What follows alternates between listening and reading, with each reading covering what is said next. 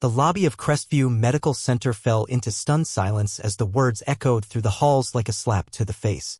"You're fired, Dr. Leona Hart. Leave your coat and badge on the table. Now." Dr. Gregory Bell, the hospital director, didn't just say it. He projected it loud, condescending, deliberate. Every head in the waiting room turned to watch. Nurses paused mid-step. Patients stared wide-eyed. The scene was nothing short of a public execution in the court of workplace politics. Leona Hart, 38 years old and respected as head nurse for the past decade, remained steady. Her face was composed. Her deep brown eyes reflected no panic, only a quiet storm gathering beneath the surface. She unbuttoned her white lab coat slowly, the same coat that had seen more lives saved than most doctors could count. Bell kept going, like a prosecutor with a personal vendetta. "You violated protocol. You administered unauthorized treatment. You used hospital resources on someone with no insurance or ID. You committed a gross breach of conduct." Leona calmly placed her ID badge on the counter. "I saved a man's life, Dr. Bell. He came in unconscious, bleeding out with signs of severe trauma. No ID, no insurance, no time. He would have died on that floor." "That's not your call to make," Bell snarled. "People like you need to understand how this institution works." The sting in those words wasn't new. Leona had heard whispers for years, seen the looks, felt the stings of promotions passed over. She was exceptional until her skin color, background, or compassion became inconvenient. It was almost midnight the night before when it happened. Leona was signing off her final charts when the ER doors slid open. A man stumbled in, clothes shredded, face coated in blood and dirt. He collapsed just inside the threshold. "Please," he'd whispered. And then nothing. The receptionist Cassie, more interested in texting than Triajet, didn't even get up. "No ID, no insurance," she muttered. "We don't treat vagrants." Leona acted instantly. She dropped to her knees, checked his vitals. Weak pulse. Shallow breaths. Head trauma. "Prep room 3.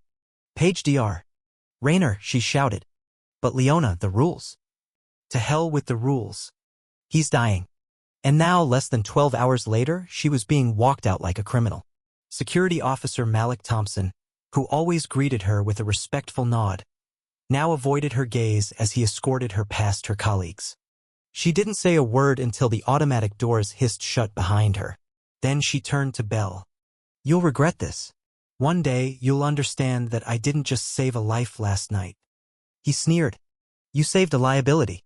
Get off hospital property before I call the police."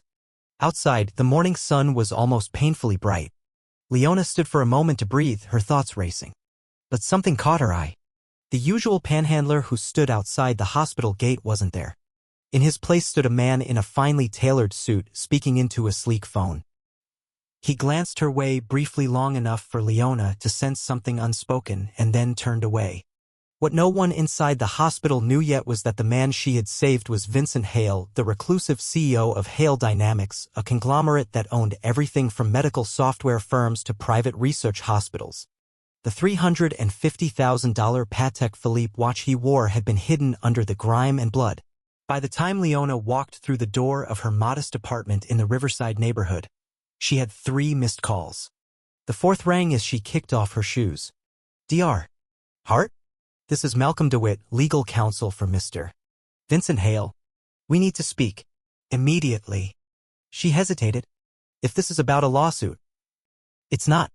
It's about consequences, positive ones. Mr. Hale insists on meeting. Can you be at Olive and Oak Cafe downtown in an hour?" Leona showed up in her scrubs, minus the lab coat. DeWitt, a polished man in a tailored charcoal suit, waved her over to a private corner booth. Without a word, he handed her a tablet. There on the screen was the man she'd saved, cleaned up, corporate, powerful. It was unmistakably him. "You saved the life of one of the most influential men in the healthcare industry." He'd been hiking solo. No phone. No ID. A rockfall nearly killed him. Leona's hand trembled slightly as she sipped her coffee. "Mr. Hale is not just grateful," DeWitt said. "He's furious. Not at you at the hospital. At what happened to you. He intends to respond. Strategically." Meanwhile, at Crestview Medical Center, Bell summoned the entire staff for a meeting. Dr. Hart has been dismissed for insubordination and breach of protocol. Let this be a lesson. Cassie smirked. Dr. Rayner looked away.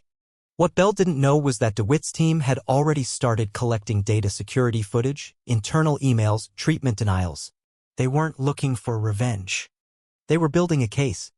Within days, Hale's investigators uncovered staggering patterns. Over 88% of low-income, uninsured patients, especially Black and Latino, were denied critical care. Donations to the mayor's re-election campaign matched up suspiciously with budget reallocations. Then came the email from Malik.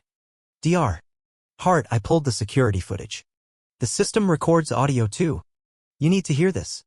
In the recording, Bell could be heard saying that arrogant Black woman has been a problem. She saved a bum? Great. That's my reason. What followed was a flood of information: embezzlement, discrimination, falsified patient records, misuse of public funds. Bell's bravado remained, but his empire was cracking. At a glittering hospital gala weeks later, Bell took the stage to celebrate Crestview's profits. Behind him, giant screens lit up. The planned slideshow never played. Instead, surveillance footage rolled. Bell's voice filled the ballroom. Excellent work, Cassie. We denied 300 minority patients this quarter alone. Gasps filled the room. Then came the clincher. My name is Vincent Hale, said a recorded voice, crystal clear. On the 12th, I was denied care at Crestview Hospital after a traumatic injury. I survived because Dr. Leona Hart broke protocol to save me. Bell bolted. But at every exit, federal agents stood waiting. Dr. Gregory Bell, you're under arrest for fraud, discrimination, and misuse of funds. In the stunned silence, Leona entered the room wearing a sleek navy suit. Hale walked beside her. Cameras flashed. Reporters shouted questions. You planned this, Bell snarled as agents cuffed him. No, Leona replied. You did. I just brought the truth to light. Hale stepped up. My company just acquired Crestview. Effective immediately, Dr. Leona Hart is the new director of medical services.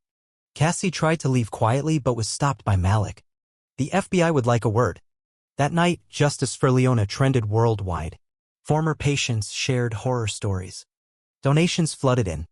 6 months later, Crestview was reborn as the Leona Hart Community Health Center. The gold-plated elitist logo was gone. In its place, clean walls, open doors, a free clinic program, and a new motto, care comes first.